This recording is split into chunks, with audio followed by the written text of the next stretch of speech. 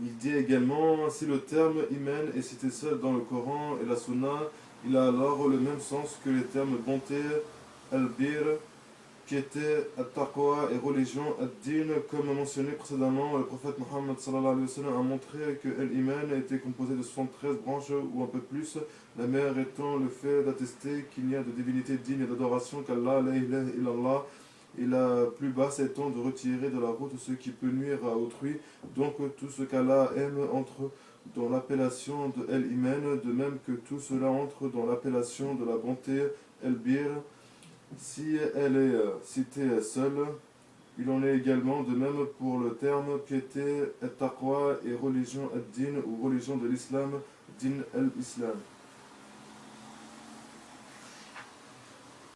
Il a été rapporté que lorsqu'ils interrogèrent au sujet de El-Iman, Allah subhanahu wa ta'ala révéla le verset: la bonté pieuse, El-Bir, ne consiste pas à tourner vos visages vers le levant ou le couchant, mais la bonté pieuse est de croire en Allah, au jour dernier, aux anges, aux livres et aux prophètes, de donner de ses biens, quelque amour qu'on en ait, aux proches, aux orphelins, aux nécessiteux, aux voyageurs indigents et à ceux qui demandent l'aide, et pour délier les jours, d'accomplir la salat et d'acquitter la zakat, et ceux qui remplissent leurs engagements lorsqu'ils se sont engagés, ceux qui sont endurants dans la misère, la maladie, et quand les combats font rage, les voilà les véridiques, et les voilà les vrais pieux.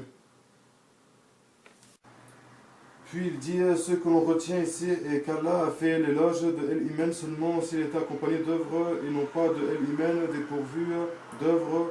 Tels sont les propos de Cheikh El-Islam Ibn Taymiyyah concernant El-Iman, et quiconque rapporte de lui autre que cela a certes menti à son sujet. Quant à ce qui est rapporté dans le hadith concernant des gens qui entreront au paradis sans jamais avoir fait quelque bien, il convient de savoir que ce hadith ne s'applique pas à ceux qui ont abandonné toute œuvre alors qu'ils avaient la possibilité d'agir en bien. Il concerne seulement ceux qui ont une excuse, les ayant empêchés d'œuvrer, tout comme il existe d'autres interprétations valides concordant avec les textes clairs du Coran et de la Sunna et le consensus des pieux prédécesseurs sur cette question. Le comité permanent des savants de l'IFTA, après cet éclaircissement, met en garde contre toute polémique concernant les bases de la croyance Al-Aqida à cause des graves dangers qui peuvent en découler.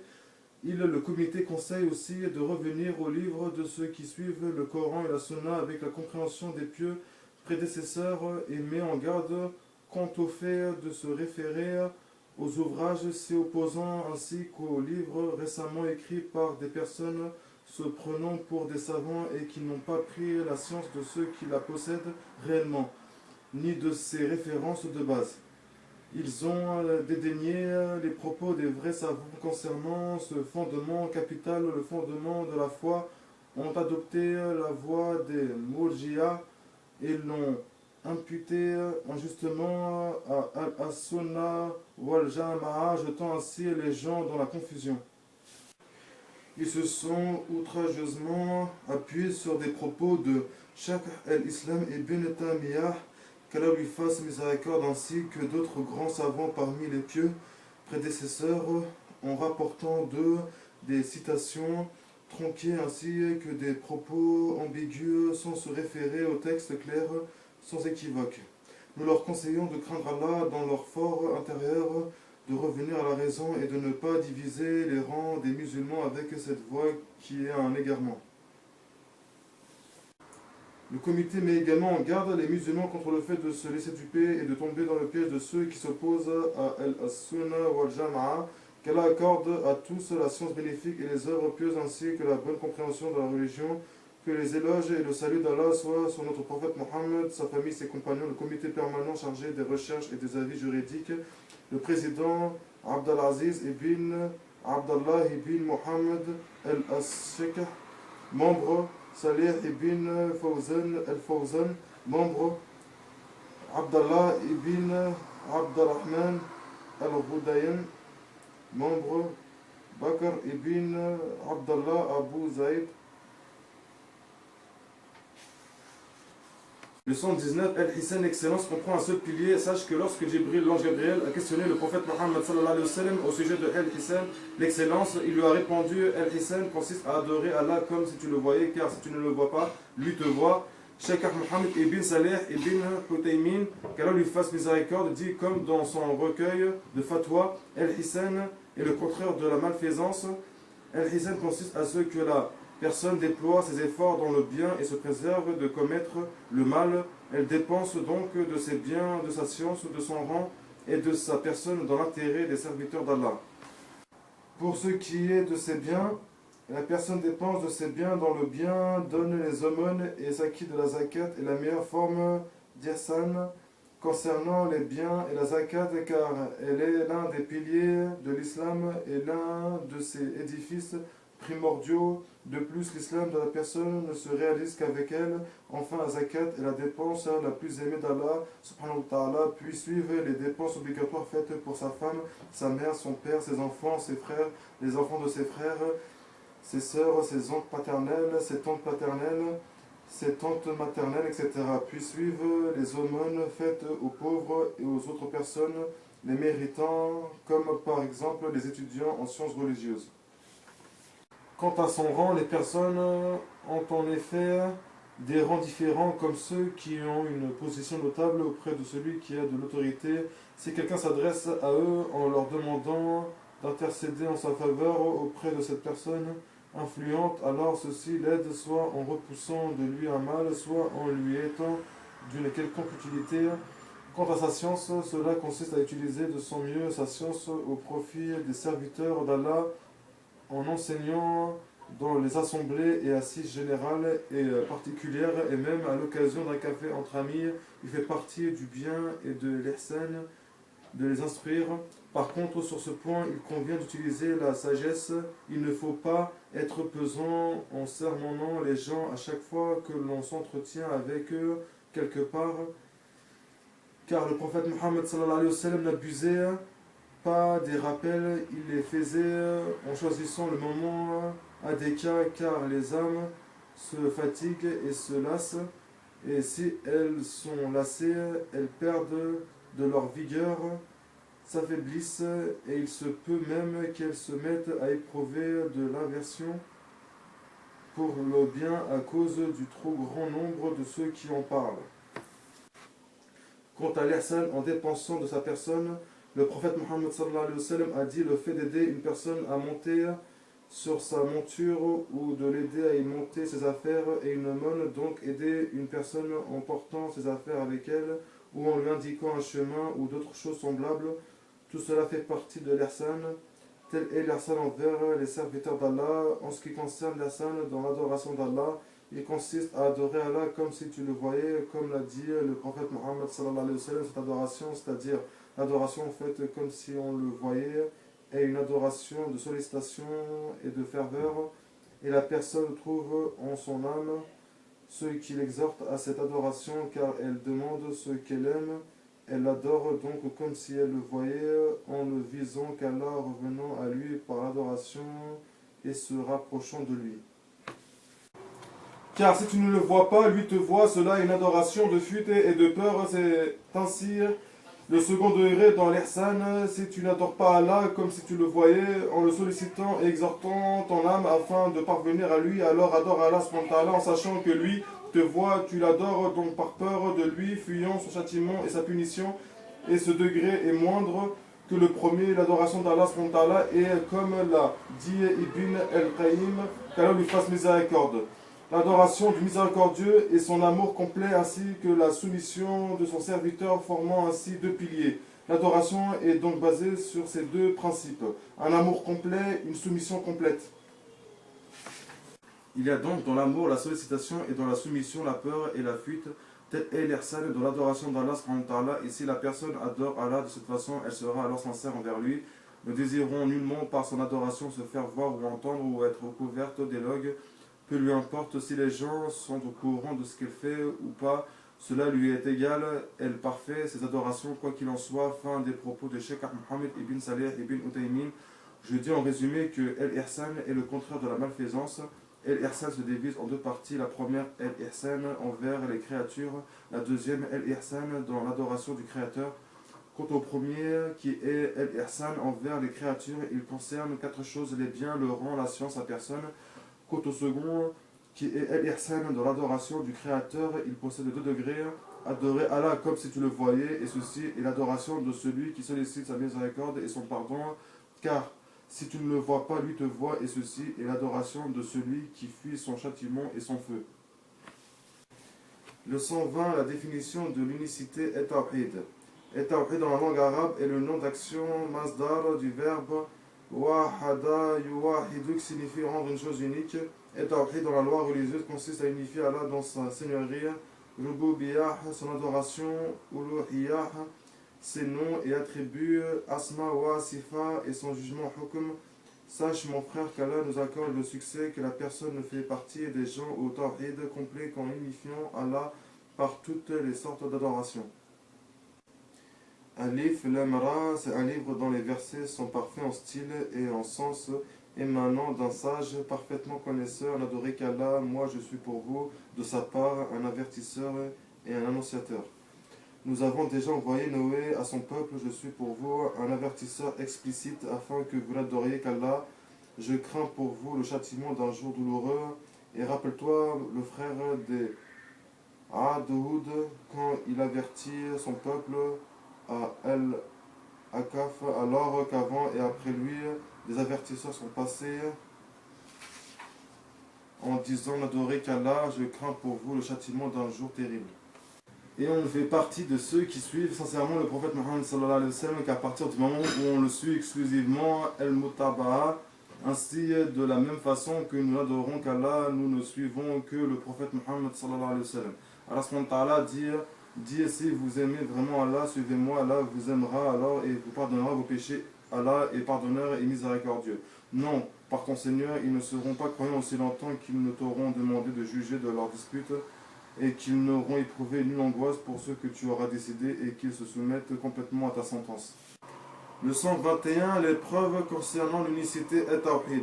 Dit, il est Allah unique, Ahad, Allah le seul à être imploré pour ce que nous désirons. Il n'a jamais engendré, n'a pas été engendré non plus, et nul n'est égal à lui.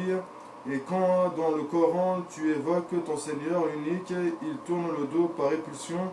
Et quand Allah est mentionné seul, sans associé, les cœurs de ceux qui ne croient pas en l'au-delà se crispent, et quand on mentionne ceux qui sont dehors de lui, voilà qu'ils se réjouissent. Il en est ainsi car lorsqu'Allah était invoqué seul, sans associé, vous ne croyez pas, et si on lui donnait des associés, alors vous croyez. Le jugement appartient à Allah, le Très-Haut, le Très-Grand. Ce qui est à retenir des versets sont les termes uniques, ahad et seul, wahdahu. D'après Ibn Abbas, le messager d'Allah Muhammad sallallahu alayhi wa sallam a dit à Mu'ad lorsqu'il envoya au Yémen, tu vas te présenter à un peuple parmi les gens du livre, la première chose à laquelle tu devras les appeler est d'unifier Allah subhanahu wa ta'ala. D'après Tariq ibn Hassim, j'ai entendu le messager d'Allah Muhammad sallallahu alayhi wa sallam dire celui qui unifie Allah et mécroit en tout ce qui est adoré en dehors de lui, ses biens et son sang sont sacrés et son jugement revient à Allah subhanahu wa ta'ala. D'après Ibn Omar, le prophète Muhammad sallallahu alayhi wa sallam a dit l'islam est bâti sur 5 piliers, sur le fait d'unifier Allah, d'accomplir la salat, la prière, de s'acquitter de la zakat, le monde légal, de jeûner le mois de Ramadan et d'accomplir le pèlerinage. Abdallah ibn Amr ibn al-Has rapporte que son grand-père al-Has ibn Wahil avait fait le serment dans la période d'ignorance al-Jahiliya de sacrifier son chameau. Hissam ibn al-Has en sacrifia 50 au nom de son grand-père. Amr questionna le prophète Muhammad sallallahu alayhi wa sallam au sujet des 50 restants. Il dit concernant ton père, s'il avait reconnu l'unicité d'Allah et tawhid, alors le fait que tu jeûnes et fasses des aumônes en sa faveur lui aurait été profitable. Je dis, ce hadith est plutôt bon. Hassan, je dis, il y a dans ces preuves une réfutation des ignorants qui renient le tawhid.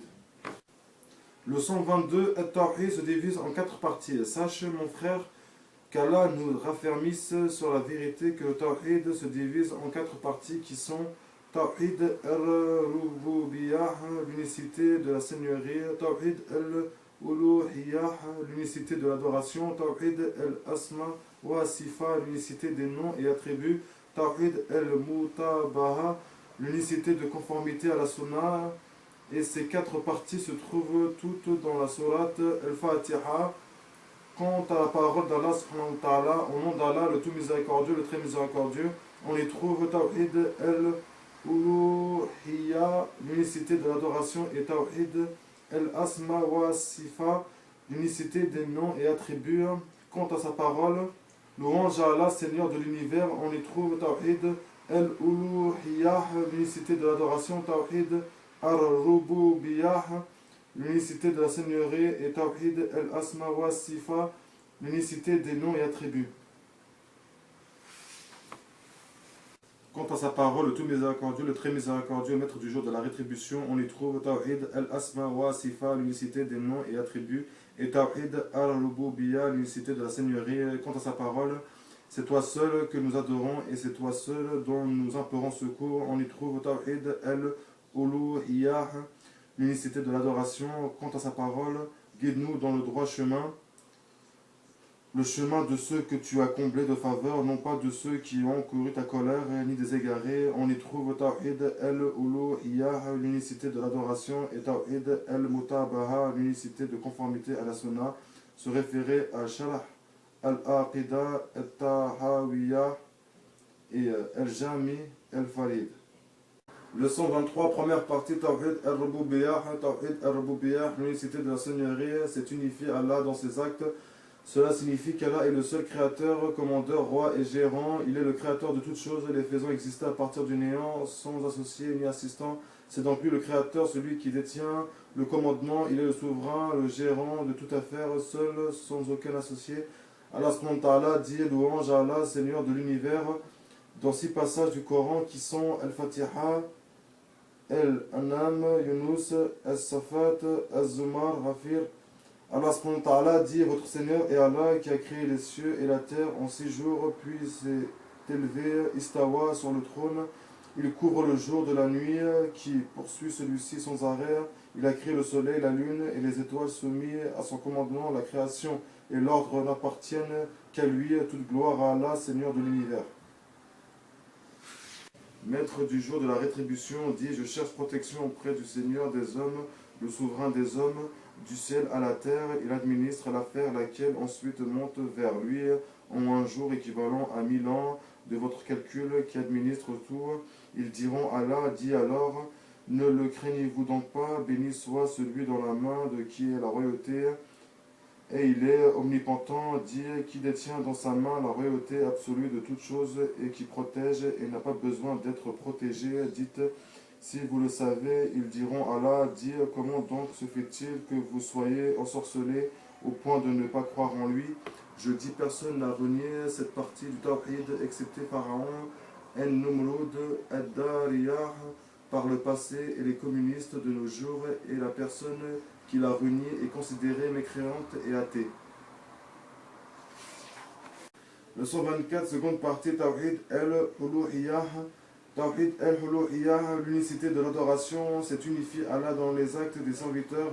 Son sens est de vouer toutes les formes d'adoration à Allah, seul, sans aucun associé, qu'il s'agisse du sacrifice, ad-dab, du vœu, al-nadr, de l'invocation, ad-dua, de la pleine confiance, at-tawakkul, de la peur, al-kuf, de l'espérance, ar-raja, du retour par l'adoration, al-inaba, du désir, ar-rarbah, de la frayeur, ar-rabah, de la crainte, al-kashiyah, et autres types d'adoration. Allah subhanahu wa ta'ala dit, adorez Allah et ne lui donnez aucun associé, et ton Seigneur a décrété de n'adorer que lui. Je n'ai créé les djinns et les hommes que pour qu'ils m'adorent, c'est-à-dire afin de m'unifier, suivre mes ordres et délaisser mes interdits. Et c'est cela le sens de Ashadu la ilaha illallah, j'atteste qu'il n'y a de divinité digne d'adoration qu'Allah. Je dis, ceux qui renient cette partie du Tawhid sont les polythéistes par le passé et les adorateurs des tombes de nos jours. Le 125, troisième partie, Tawhid al-Asma wa Sifa. Tawhid al-Asma wa Sifa, l'unicité des noms et attributs, c'est unifier Allah par les noms avec lesquels il s'est lui-même nommé, ou ceux avec lesquels le prophète Mohammed sallallahu alayhi wa sallam l'a nommé parce qu'il s'est lui-même décrit, ou ceux avec quoi le prophète Mohammed sallallahu alayhi wa sallam l'a décrit, et ceux-ci sans s'interroger sur le comment de ses noms et attributs takif sans recourir à des comparaisons entre ses attributs et les attributs de sa création, tamtil, sans déformation, tahrif, ni négation, tatil, conformément à ce qu'Allah subhanahu wa ta'ala dit, il n'y a rien qui lui ressemble et c'est lui l'audient, le clairvoyant.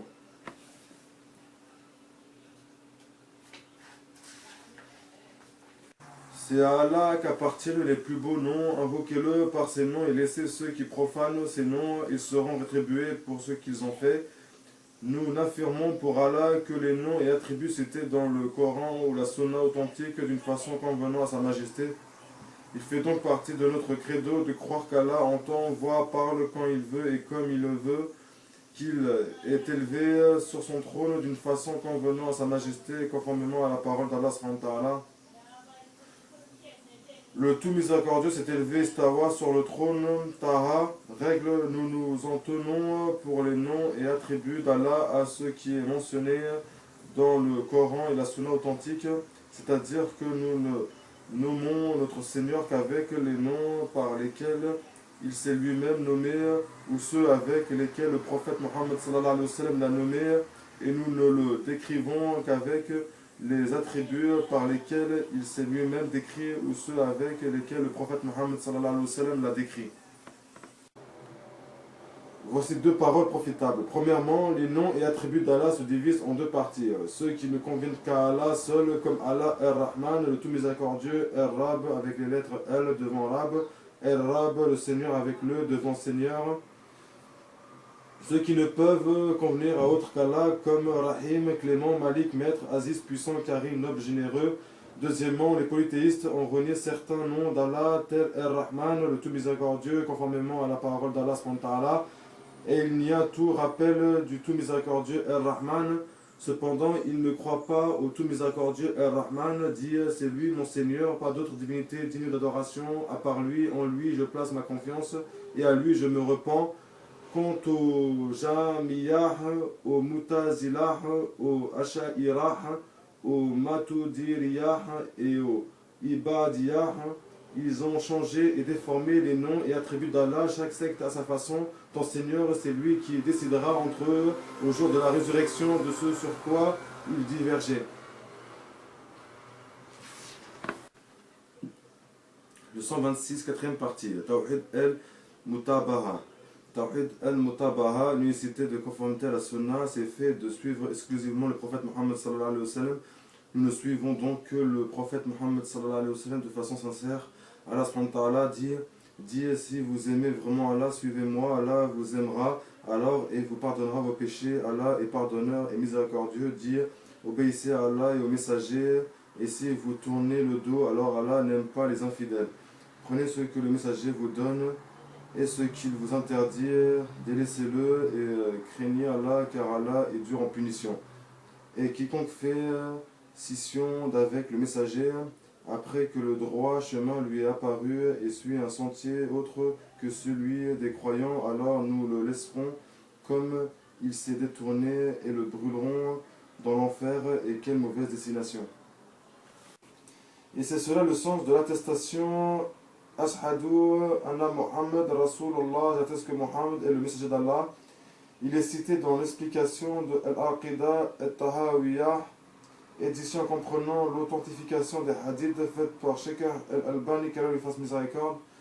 Ce qui est obligatoire est de s'en remettre totalement au prophète Mohammed sallallahu alayhi wa sallam et de se soumettre à ses ordres, ainsi qu'accepter et considérer véridique ce dont il nous informe, sans y opposer avec une fausse considération que l'on nomme marprou, chose qu'accepte la raison, ou en y émettant des soupçons et des doutes, ou en privilégiant les avis des gens et ce qu'il y a dans le contenu restreint de leur cerveau.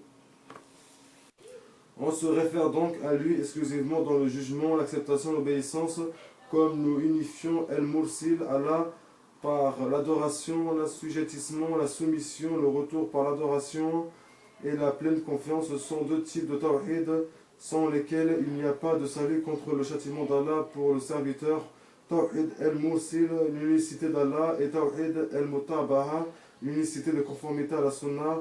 Nous ne nous référons donc à personne d'autre que lui concernant nos litiges, n'agréons pas le jugement d'un autre et n'agissons pas comme celui qui conditionnerait l'exécution des ordres du prophète et l'acceptation de ses informations au propos d'un maître spirituel, d'un guide, des membres d'une école juridique, d'un groupe ou bien de personnes admirées. Ainsi, si ces derniers le lui permettent, il obéit alors au prophète Mohammed sallallahu alayhi wa sallam et accepte ses informations, sinon, pour plus de sécurité, il s'en remet à eux et se détourne des ordres et des informations du prophète Mohammed sallallahu alayhi wa sallam, ou bien il détourne les mots de leur contexte en prétendant que cela est de l'interprétation tawil, en disant nous l'interprétons donc et lui accordons sens particulier, que le serviteur rencontre son Seigneur avec tous les péchés, hormis celui de donner un associé à Allah, est préférable que de le rencontrer dans cet état. Quiconque à qui il parvient un hadith authentique se doit plutôt de le considérer comme l'ayant entendu de la bouche même du messager d'Allah, Mohammed sallallahu alayhi wa sallam.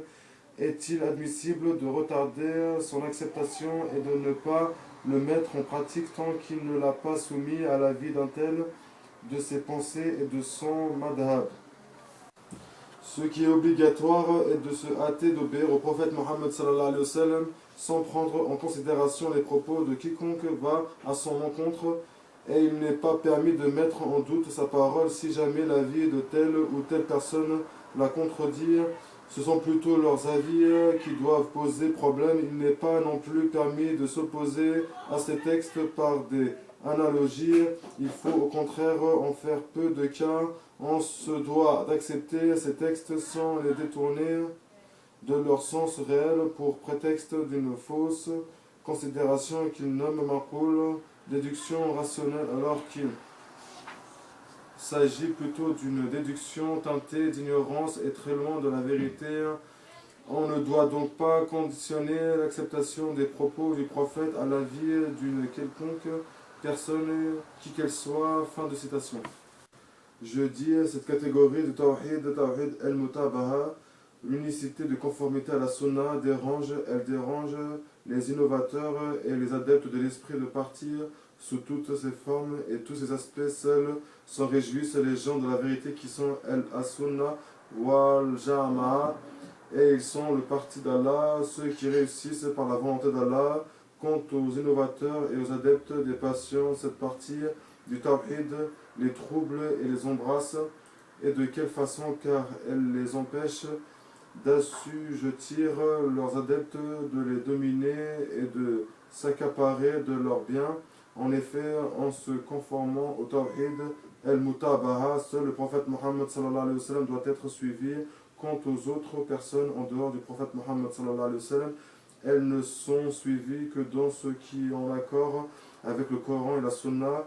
Il n'y a donc d'obéissance absolue, sans aucune condition ni restriction, car Allah et son prophète Mohammed sallallahu alayhi wa sallam. En dehors de cela, c'est une obéissance restreinte dans les limites du Coran et de la Sunna. 7 savants ont fait l'éloge du livre El-Qawl El-Mufid et tous ont approuvé Tawhid El-Mutabaha.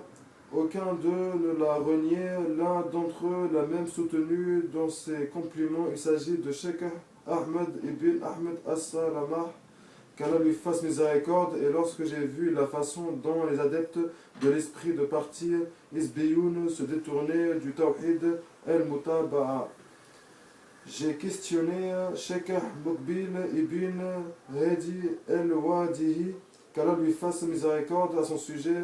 Il l'a alors soutenu et a dit affirme-le et ne fais pas attention à eux. Puis j'ai questionné Sheikh Nasir ad-Din el-Albani, qu'Allah lui fasse miséricorde, à son sujet. Lorsque je l'ai rencontré, il l'a alors soutenu et a dit qu'il était parmi ceux qui y appelaient. Une personne qui côtoyait Sheikh Abd al-Aziz ibn Abdillah ibn Baz, qu'Allah lui fasse miséricorde, m'a informé que le livre El-Qawl El-Mufid lui a été lu, l'ouvrage lui a beaucoup plu. Il a alors ordonné de le faire publier. Quand Sheikh Ibrahim ibn Ibrahim Kouraibi a écrit son livre Al-Lubab fi Sharh Al-Aqida Al-Daw As-Sunna Wal-Kitab. Il l'a cité et l'a considéré comme étant une quatrième partie du Tawhid. Un noble frère a écrit un ouvrage spécifique sur ce sujet intitulé La défense du Tawhid al-Mutaba'a.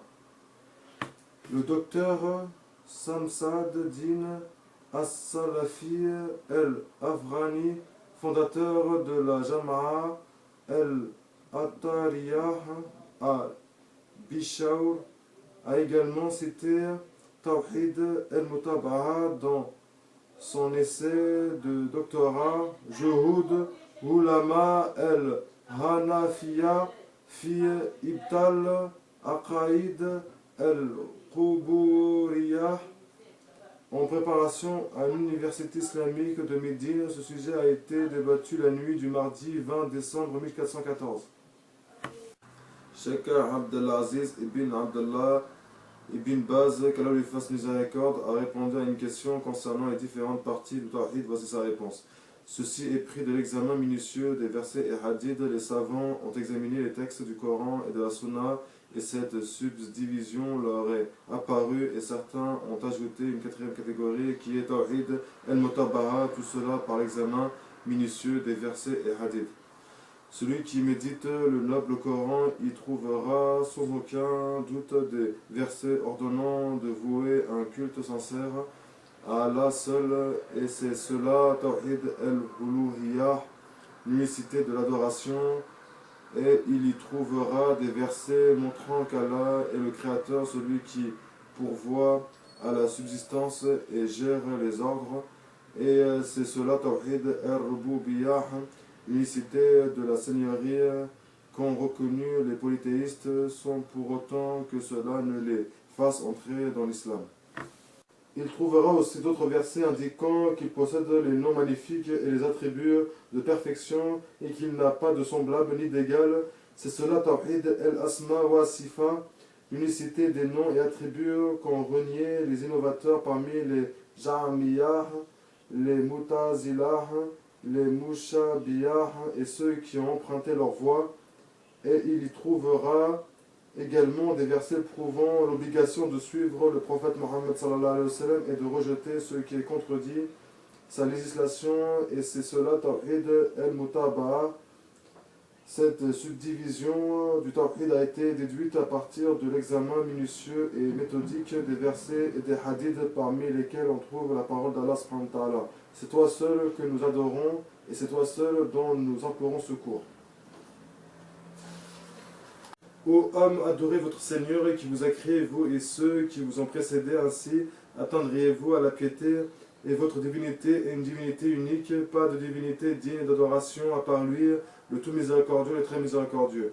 Allah atteste ainsi que les anges et les doués de science qu'il n'y a point de divinité digne d'adoration à part lui, le mainteneur de la justice, point de divinité digne d'adoration à part lui, le puissant, le sage. Je n'ai créé les djinns et les hommes que pour qu'ils m'adorent, je ne cherche pas d'eux une subsistance et je ne veux pas qu'ils me nourrissent. En vérité, c'est Allah qui est le grand pourvoyeur, le détenteur de la force, l'inébranlable. Votre Seigneur, c'est Allah qui a créé les cieux et la terre en 6 jours, puis s'est élevé Istawa sur le trône. Il couvre le jour de la nuit qui poursuit celui-ci sans arrêt. Il a créé le soleil, la lune et les étoiles, soumis à son commandement. La création et l'ordre n'appartiennent qu'à lui. Toute gloire à Allah, Seigneur de l'univers. Dis qui vous attribue de la nourriture du ciel et de la terre, qui détient lui et la vue, et qui fait sortir le vivant du mort et fait sortir le mort du vivant, et qui administre tout. Ils diront Allah, dis alors, ne le craignez-vous donc pas? Il n'y a rien qui lui ressemble, c'est lui l'audient, le clairvoyant. Dire, il est Allah unique, Ahad, Allah le seul à être imploré pour ce que nous désirons. Il n'a jamais engendré, n'a pas été engendré non plus, et nul n'est égal à lui. Dis, si vous aimez vraiment Allah, suivez-moi, Allah vous aimera alors et vous pardonnera vos péchés. Allah est pardonneur et miséricordieux. Dis, obéissez à Allah et obéissez au messager. S'il se détourne, le messager n'est alors responsable que de ceux dont il est chargé. et vous assumez ce dont vous êtes chargé, et si vous lui obéissez, vous serez bien guidé, et il n'incombe au messager que de transmettre explicitement son message. Les versets indiquant le caractère judicieux de cette subdivision sont nombreux. Parmi les hadiths, on trouve la parole du prophète Mohammed sallallahu alayhi wa sallam rapportée par Mu'ad, hadith unanimement reconnu authentique. Le devoir des serviteurs envers Allah est de l'adorer sans lui associer. En l'autre, le prophète Mohammed sallallahu alayhi wa sallam a dit: quiconque meurt en donnant un égal à Allah entrera en enfer, rapporté par Al-Bukhari dans son Sahih. Et le prophète Mohammed sallallahu alayhi wa sallam a dit à Jibril, l'ange Gabriel, lorsqu'il interrogea à propos de l'islam: c'est adorer Allah sans rien lui associer, accomplir les prières décrétées et s'acquitter de la zakat prescrite. Le hadith est unanimement reconnu authentique. De plus, le prophète Mohammed sallallahu alayhi wa sallam a dit: celui qui m'obéit, obéit à Allah, et celui qui me désobéit a certes désobéi à Allah. Le hadith est unanimement reconnu authentique. De plus, le prophète Mohammed sallallahu alayhi wa sallam a dit: celui qui m'obéit, obéit à Allah, et celui qui me désobéit a certes désobéi à Allah. Le hadith est unanimement reconnu authentique. Le prophète Mohammed sallallahu alayhi wa sallam a aussi dit: toute ma communauté entrera au paradis, sauf celui qui le refuse. On lui demanda: et qui donc le refuse? Il dit: celui qui m'obéit entrera au paradis, et celui qui me désobéit a certes refusé. Rapporté par Al-Bukhari dans son Sahih. Et les hadiths concernant ce sujet sont nombreux. Sheikh al-Islam ibn Taymiyyah, qu'Allah lui fasse miséricorde, dit: El-Ilah est celui qui est adoré et auquel on obéit. El-Ilah est El-Malouh, qui est celui qui mérite d'être adoré du fait de toutes les descriptions par lesquelles il s'est caractérisé, impliquant qu'il soit aimé de plus parfait amour et qu'on se soumette à lui de la plus complète des soumissions. Et il dit: El-Ilah est celui qui est aimé et adoré, les cœurs l'adorent avec amour, se soumettent et s'humilient pour lui, le craignent, ont espoir en lui, reviennent à lui dans les moments de difficulté, l'invoquent, placent en lui leur pleine confiance, recourent à lui, s'apaisent à son évocation et trouvent quiétude dans son amour. Or, tout ceci n'est possible que pour Allah. C'est pour cette raison que la ilaha illallah est la plus véridique des paroles. Ceux qui en attestent sont les alliés d'Allah et son parti, tandis que ceux qui la nient sont ses ennemis qui encourent sa colère et son courroux. Si son attestation est correcte, l'homme verra toutes ses affaires, les situations qu'il vit et ses penchants spirituels s'assainir. Dans le cas contraire, la perversion accompagnera son savoir et ses œuvres. Fin de citation tirée de Fatah al-Majid, qui est l'explication de Kitab al-Tawhid au chapitre Le mérite de l'unicité. Nous demandons à Allah qu'il accorde le succès à tous les musulmans gouvernants et gouvernés dans la bonne compréhension et le raffermissement sur sa religion, la sincérité envers Allah et le bon conseil à ses serviteurs, et qui nous écarte de ceux qui s'y opposent.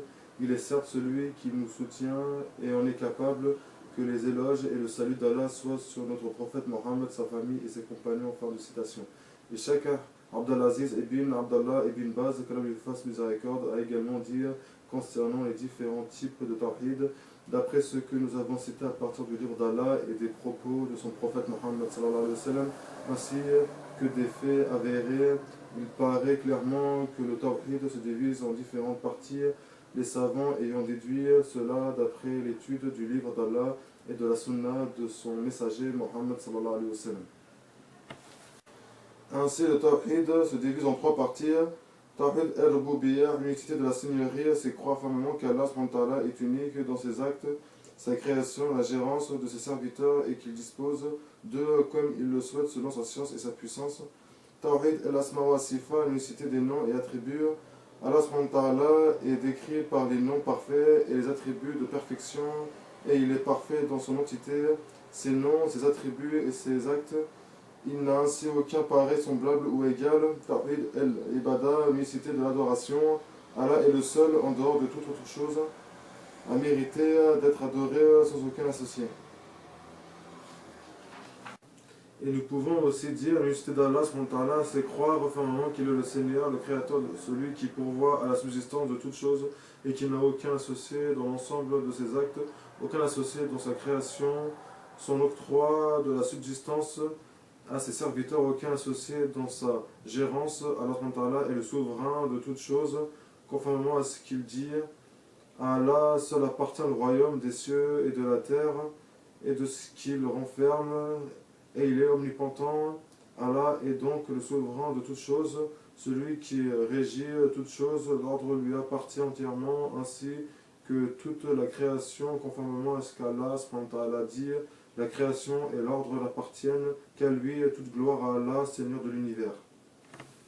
Il est décrit par les attributs de perfection, il possède les noms parfaits, il n'y a rien qui lui soit semblable en quoi que ce soit parmi ses créatures, il est plutôt parfait dans son entité, ses noms, ses attributs et ses actes, il est celui qui mérite d'être adoré et exclusivement adoré par toutes les formes d'adoration comme l'invocation, ad-du'a, la peur, el-khawf, l'espérance, el-raja, la pleine confiance, el-tawakkul, le désir, el-rabah, la frayeur, Al-Rabah, la prière, le jeûne, le sacrifice, Ad-Dab, le vœu, Al-Nawr et autres. Tout cela entre dans l'appellation de l'unicité d'Allah, l'unicité à laquelle ont appelé les prophètes et les envoyés, celle avec laquelle est venu le sceau, maître et guide des prophètes, Muhammad sallallahu alayhi wa sallam. Et il est également possible de formuler cela autrement, l'unicité d'Allah avec laquelle sont venus tous les prophètes se divise en deux parties, l'unicité dans la connaissance et l'affirmation Tawhid fil Ma'rifa wal Itba, son sens et la croyance au nom, attributs et entités d'Allah, mais aussi au fait qu'il a créé les individus, leur accorde leur subsistance et gère leurs affaires. Ceci est l'unicité dans la connaissance et l'affirmation Tawhid fil Ma'rifa wal Itba, croire et attester qu'Allah est unique dans sa seigneurie, Rububiyya, l'unique dans ses noms, ses attributs et sa gérance des individus. Il les a créés et pourvoit à leur subsistance. Il les décrit par les attributs de perfection et est purifié de toute diminution et défaut, sans aucun associé, ni pareil, ni égal dans tout cela. La seconde partie est l'unicité dans l'attention et la sollicitation, Tawhid fil Qasd wa Talab, c'est unifier Allah par son attention, ses demandes, sa prière, son jeûne, ainsi que tout le reste de ses adorations, en ne visant que le visage d'Allah. Il s'agit aussi de l'unifier par ses aumônes, et tous ceux avec quoi on se rapproche d'Allah le désireront par ce biais que son visage. Cette partie de l'unicité consiste donc à invoquer que lui ne vouer ses vœux qu'à lui, ne se rapprocher par les différentes bonnes œuvres que de lui, de demander la guérison des malades ainsi que la victoire contre les ennemis qu'à lui. C'est dans tout cela que nous devons donc l'unifier. Nous pouvons par conséquent diviser ces types d'unicité en deux parties, ou si nous le souhaitons en trois, ou bien même l'énoncer en une seule partie comme cité précédemment.